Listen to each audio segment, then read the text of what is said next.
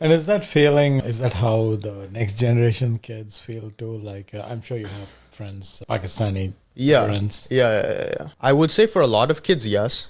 Okay. But I think that basically the root for all of these kinds of forms of radicalization is actually one and the same, right? You have a kid, right, from a background which is different than a majority of the people that he's surrounded with, right? Or it might not be different, but he himself feels different. He feels alienated, right? And then when you feel alienated, what people do is they try to attach themselves to power structures and ideologies that make them feel like powerful and that they can cling on to some power and then they can exude that power over other people.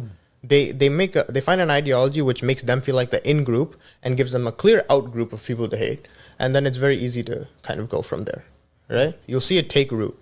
And I think I'm fortunate enough to know people who this has kind of happened to like varying degrees on both ends of the spectrum, right? So I think I've seen like the politicization of like religions of the spectrum, right? Yeah. So, and there's always genuine reasons for underlying issues which like society needs to address, right? So I have a lot of Sikh friends, right? So when we talk about like what happened in 1984, right? Talk about Operation Blue Star.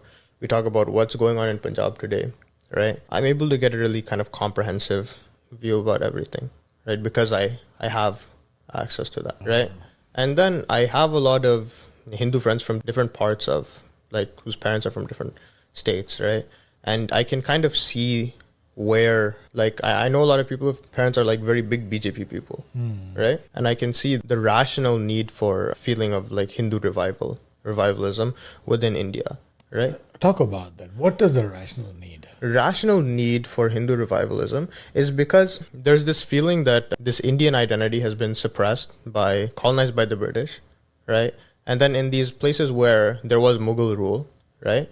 It feels like, you know what, I've been suppressed by two cultures which feel foreign to me. And then these people, there's some sort of fervor, right? But it's being exploited, right? In a way where you're taught to point at an enemy, right? And the enemy that you're pointing at is like, you know, whether it's, Sikhs or Muslims or whoever it may be, you're taught that there's a clear out, right?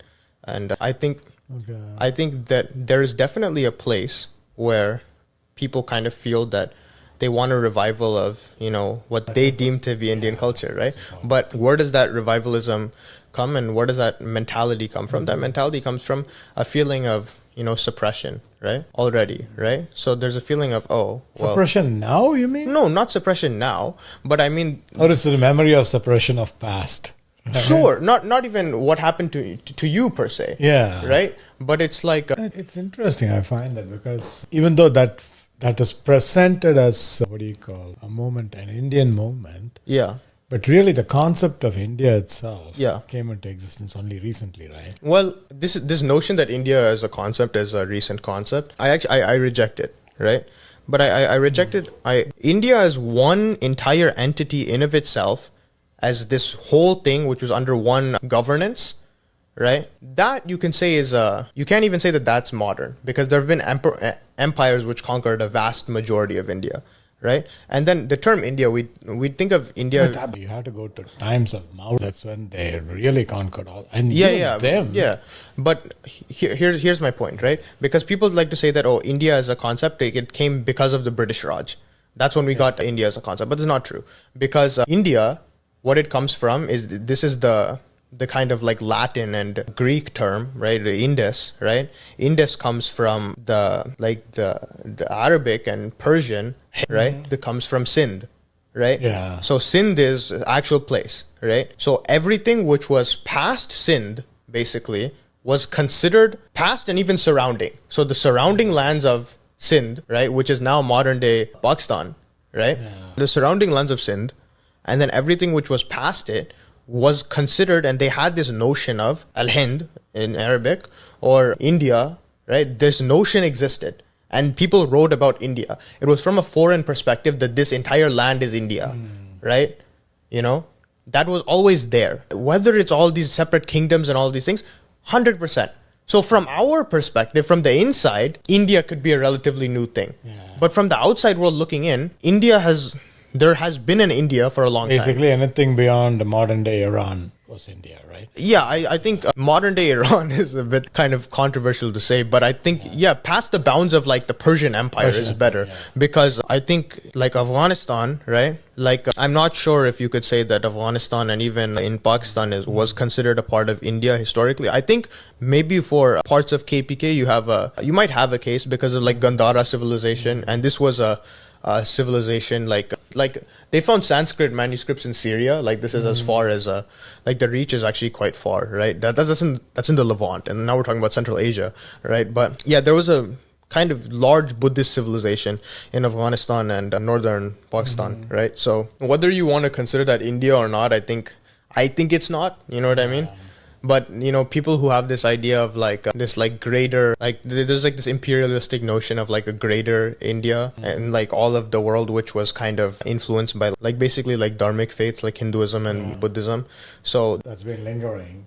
Yeah. That is, you mentioned it actually comes out of insecurity. Yeah, it does come out of insecurity. Right.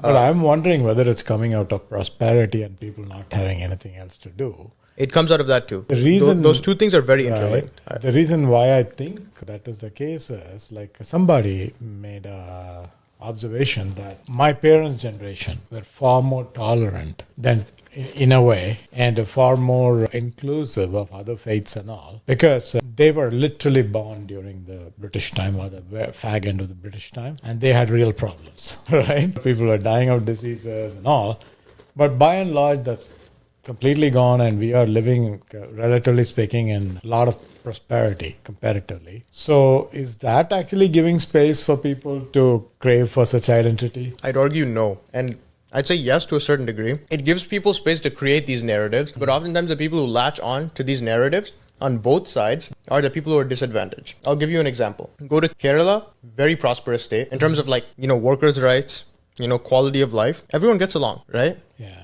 There's no clear out, right? Say this though, right? If you go to the Northeast, you'll see the same thing with, right?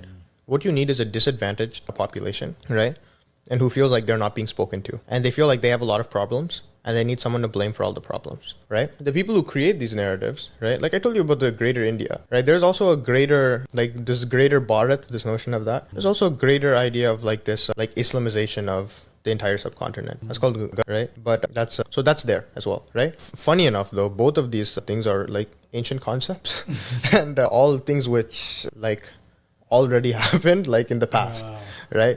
And it's like these people who kind of want to, you know, revive things, right? So I think when we talk about India, what you're saying about people from your generation and even your parents' generation being more tolerant is because they understood the realities of how religion functioned in Indian society, right? Because they understood that you can't equate all Indian Muslims with Mughals, right? Because if you go to Madurai, right, the Hindus and Muslims, they think they're like family to each other. Yeah. And there's a story in the Koil, there's like the Vishnu marries Tulkan. Really? Yeah.